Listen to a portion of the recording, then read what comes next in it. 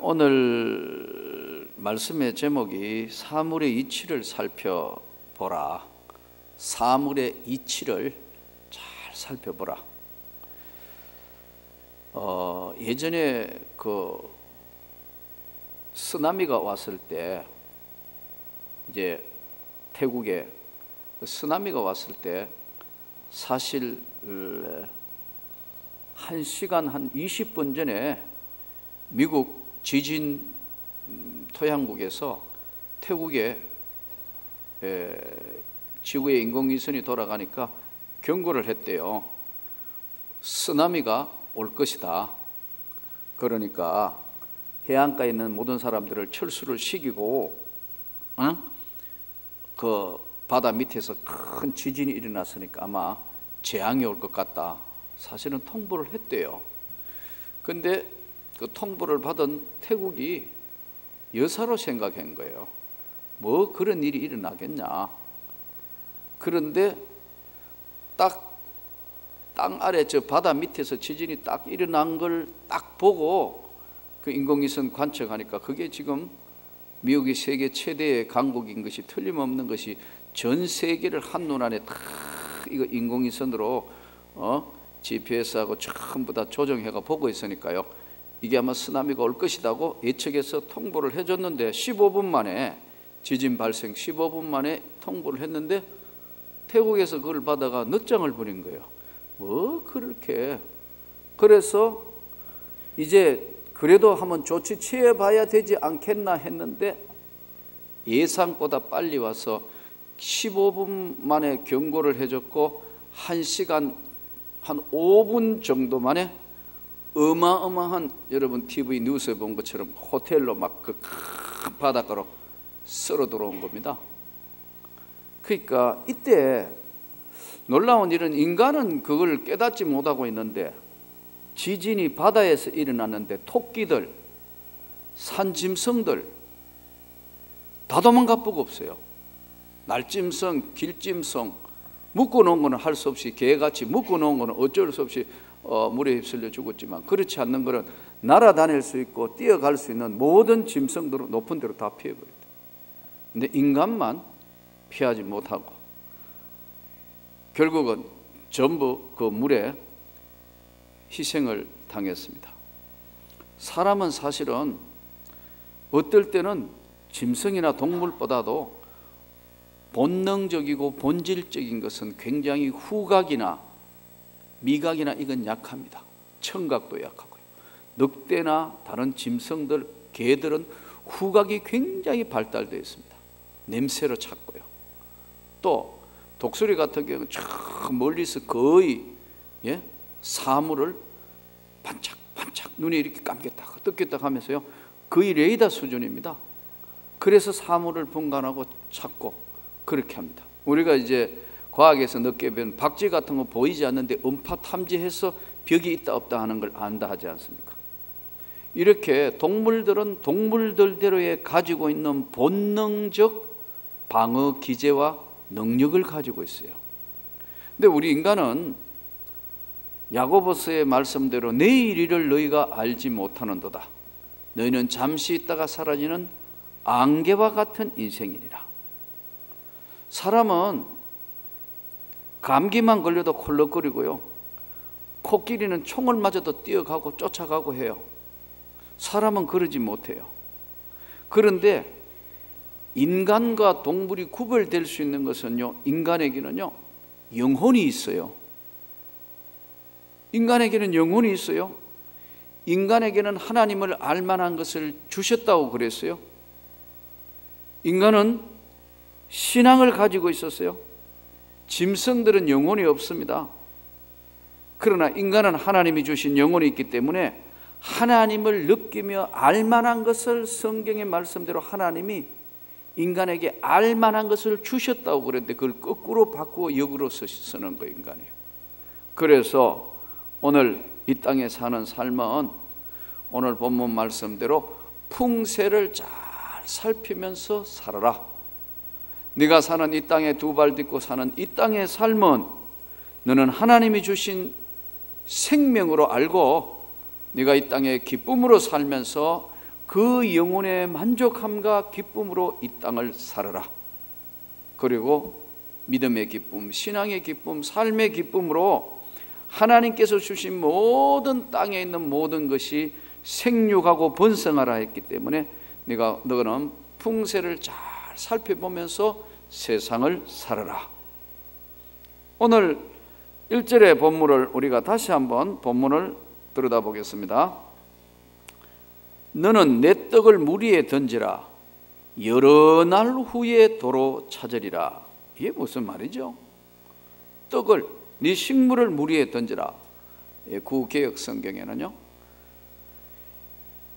내 떡을 물 위에 던지라. 여러 날 후에 도로 찾으리라. 내 식물을, 먹을 것, 귀한 먹을 것을 물 위에 던져라. 소유에 대해서 네가 이 땅에 살면 너무 집착해서 소유에 집착하며 살지 말라는 말입니다. 욥기서 22장 24절에서 25절, 내 보배를 진토에 버리고 오벨의 금을 강가에 돌에 버리라. 그리하면 전능자가 내 보배가 되시며 내게 귀한 은이 되시리니 이에 내가 전능자로 기뻐하며 하나님께 얼굴을 들 것이라. 식물을 물 위에 던지라. 이것은 중요한 해석사적으로 보면 중요한 것을 우리에게 시사하는 말씀인데, 식물을 물 위에다가 던져라. 고기밥 만들어라. 네가 가지고 먹을 거 쉽게 고기밥으로 던져주라. 식물을 먹을 걸 물 위에 던져주라. 이건 무슨 말이냐는 거예요. 그 가장 유사한 성경적 해석이 방금 읽어드린 욥기서 22장 24절에서 25절에 있는 말씀이에요. 한번 찾아봅시다. 네.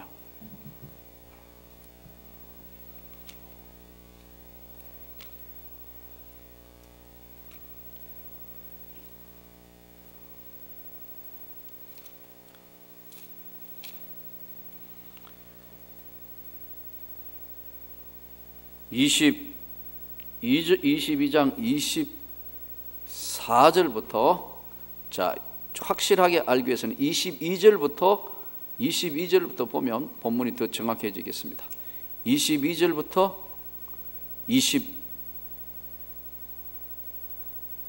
26절 다 찾았으면 아멘. 같이 읽습니다. 청하건대 너는 하나님의 입에서 교훈을 받고 하나님의 말씀을 내 마음에 두라. 내가 만일 전능자에게 돌아가면 내가 지음을 받을 것이며 또 내 장막에서 불의를 멀리하리라. 내 보화를 티끌로 여기고 오빌의 금을 계곡의 돌로 여기라. 그리하면 전능자가 내 보화가 되시며 내게 고귀한 은이 되시리니 이에 내가 전능자를 기뻐하여 하나님께로 얼굴을 들 것이라. 자, 이게 무슨 말씀이냐? 이제 욥기와 이 전도서 전체와 구약 성경 전체, 신약 성경 전체를 연결해 보면 이런 말씀입니다. 너는 돈이나 식물 때문에 하나님을 버리지 마라. 네가 돈 때문에, 네가 이득 때문에, 너의 이익 때문에 신앙의 양심과 하나님을 버리지 마라. 여러분, 돈 때문에, 이 식물 때문에, 명예 때문에 하나님 버리는 사람 많습니다. 조심해야 합니다. 두 번째, 네가 가지고 있는 보석 때문에, 보석, 네가 가장 소중하게 생각하고 있다는 보석 때문에 믿음을 버리지 마라. 첫 번째는 하나님을 버리지 마라. 내 전능자가 기뻐하며 얼굴을 들게 될 것이다. 네가 믿음을 지키면 하나님 앞에도 얼굴을 들게 될 것이다. 나중에 진짜 하나님이 이거 맞아? 그러면 아닌데요, 해야 되지만 너 이거 거짓말했잖아. 예, 얼굴을 네가 들게 된다. 잘못하면 얼굴을 못 들게 되고 얼굴을 들게 된다. 내 식물을 물 위에다가 던져라. 돈 때문에, 물질 때문에 하나님을 버리지 마라. 네가 보석이라고 하는 그런 것 때문에 네가 믿음을 버리지 마라. 세 번째, 그것 때문에 예수 믿는데 방해받지 말라. 네가 이야기하는 돈, 네가 이야기하는 보석, 네가 소중하게 생각하는 그것 때문에 예수 믿는 것 방해되지 않게 해라. 오늘 이 세상에 물질로 가득 찬 공간, 욕심으로 가득 찬 공간, 탐욕과 거짓으로 가득한 공간을 하나님의 은혜의 공간으로 채워라, 그 말씀입니다. 믿습니까? 네. 힘들고 어려운 세상 살다가 보니까 지키기 힘든 게 신앙인데, 이것이 바로 오늘 첫 번째 우리에게 주시는 말씀입니다. 2절 본문을 보겠습니다. 7에게나 8에게나 같이 읽습니다. 7에게나 8에게나 나누어질지어다. 무슨 재앙이 땀에 임할는지 내가 알지 못함이니라. 아멘.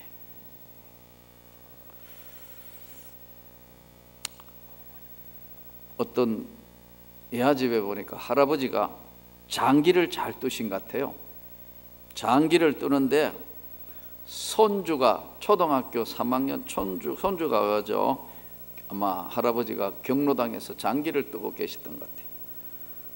손주 초등학교 3학년이 할아버지, 그랬더니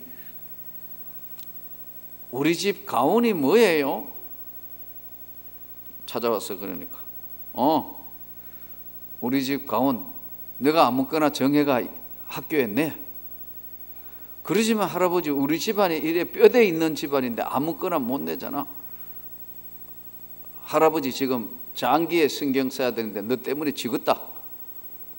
가. 그랬더니 이제 할머니가 화가 나가지고 이제 손주하고 데리고 경로단에 장기 뜨는 할아버지한테 왔대요.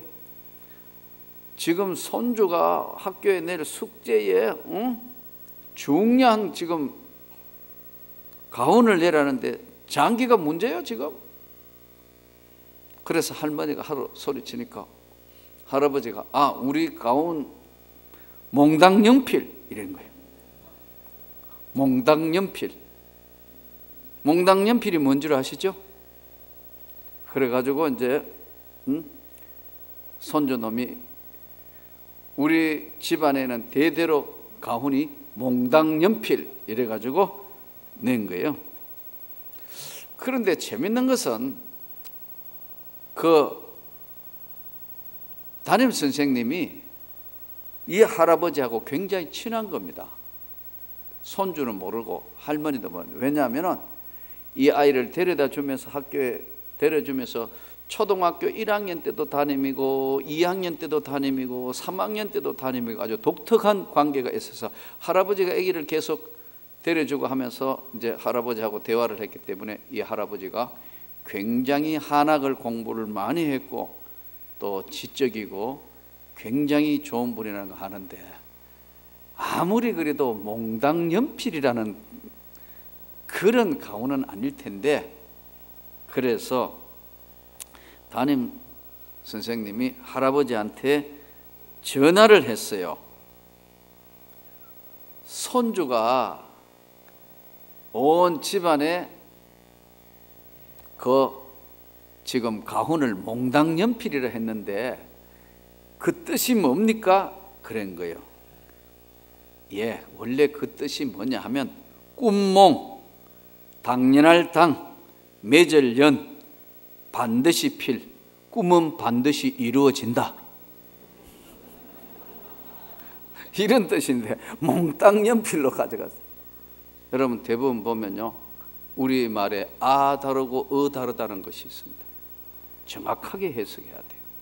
그래서 어떨 때 성경도 가만히 해석하는 거 보면, 제가 목사다가 보니까 어떨 때 설교하는 거 가만히 듣고 있으니까, 원래 이제 목회자라는 것은 이 바이블 스페셜리스트야 될 정도로 성경에 대해서 깊이 해석하고 잘 주의할 수 있어야 사실 이게 이제 목사가 되는 건데, 시간이 지나면서 점점 경륜도 쌓이고 해서 이렇게 설교를 듣다가 TV에 설교 듣고 다른 사람 헌신예배하면 강사 설교도 듣기도 하고, 또 신학교 갔으면 이제 수업 마치고 나면 반드시 예배를 드리거든요. 나도 이제 교수니까 전체 모아놓고 설교하기도 하고, 또 교수들 설교하는 거 이렇게 듣기도 하고. 근데 목회자들이 설교하는 거하고 교수님들이 설교하는 거하고 조금 다른 점이 좀 있죠. 이제 우리는 목회적인 차원에서의 설교라면, 교수들은 신학적인 문제를 가지고 주로 많이 학생들한테 다루니까요. 몽당연필. 예. 꿈은 반드시 이루어진다는 그런 뜻인 줄 알고 그 담임 선생님이 간복회가 손주한테 1등을 준 거예요. 가운 1등 상을 준. 할머니가 너무 좋아가지고 우리 집에는 몽당연필을 앞으로 많이 모아야 되겠다.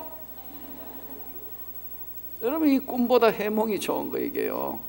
이렇게 한 집에 한 가정에 살아도 잘 이해를 못하는 경우들이 있습니다. 내 식물을 물 위에다가 던져라. 돈 때문에 하나님을 버리지 마라. 네가 보석이라고 하는 탐욕, 그런 것 때문에 믿음을 버리지 마라. 또 네가 중요한 것이라 생각한 그것 때문에 예수 믿는데 방해되지 않게 해라. 식물을 7에게나 8에게나 네가 나누어 주리라. 이거는 뭐냐면 주님의 뜻대로 너는 살아라. 또 한 가지는 삶은 너의 것이 아니고 하나님이 주신 은혜이다. 아멘입니까?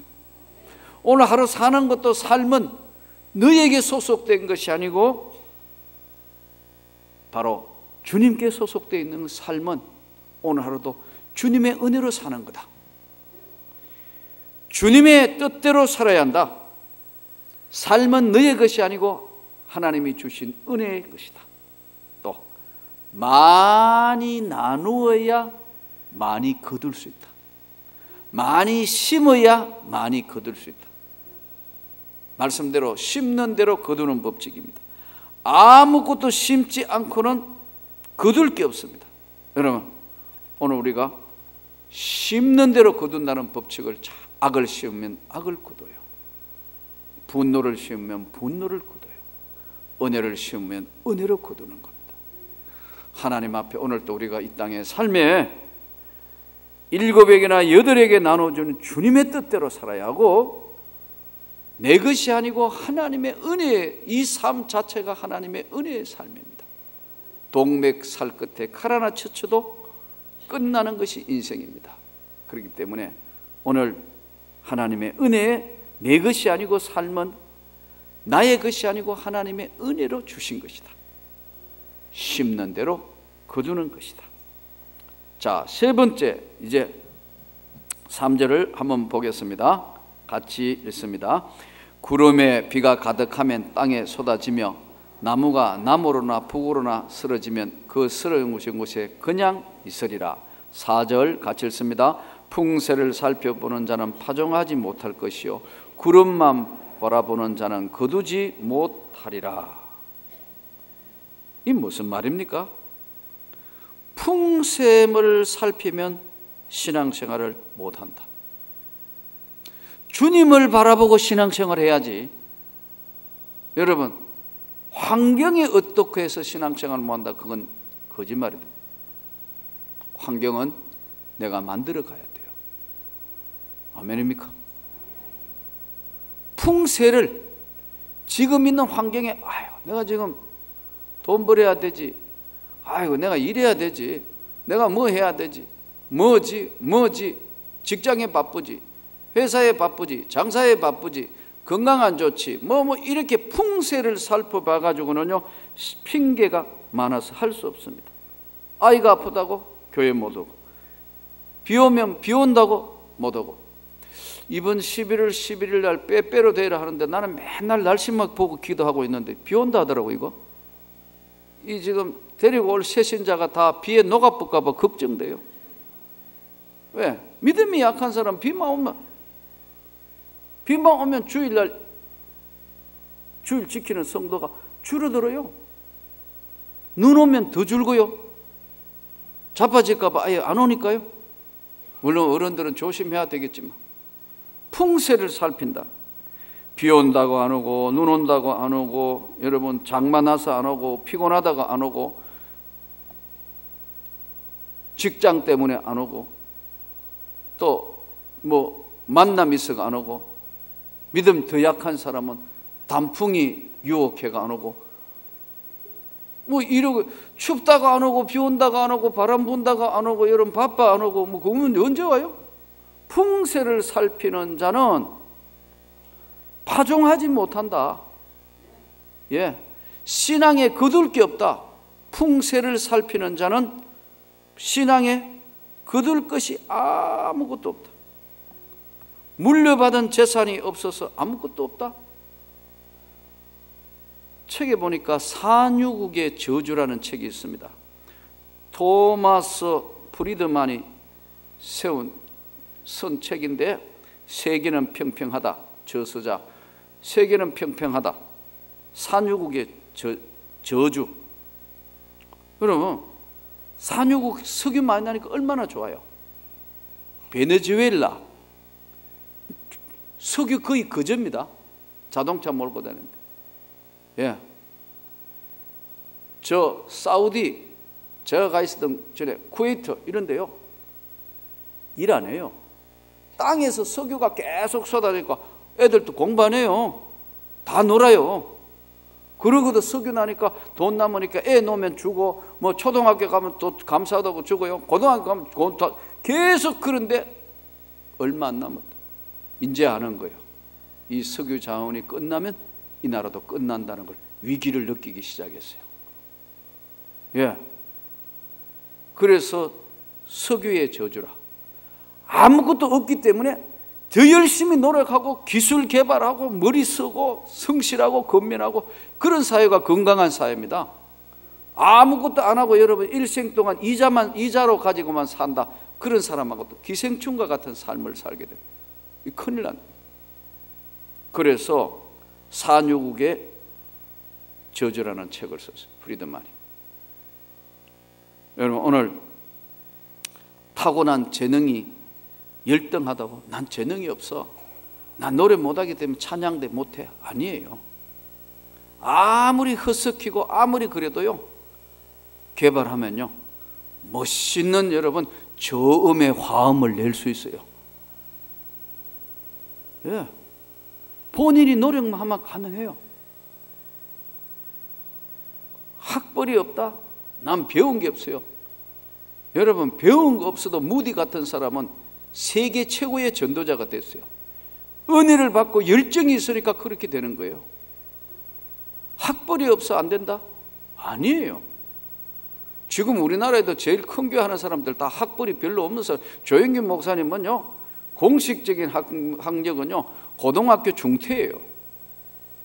그런데 열심히 그 나이에 영어하고 훈련하고 해가지고 영어로 막 설교하는 거 보세요.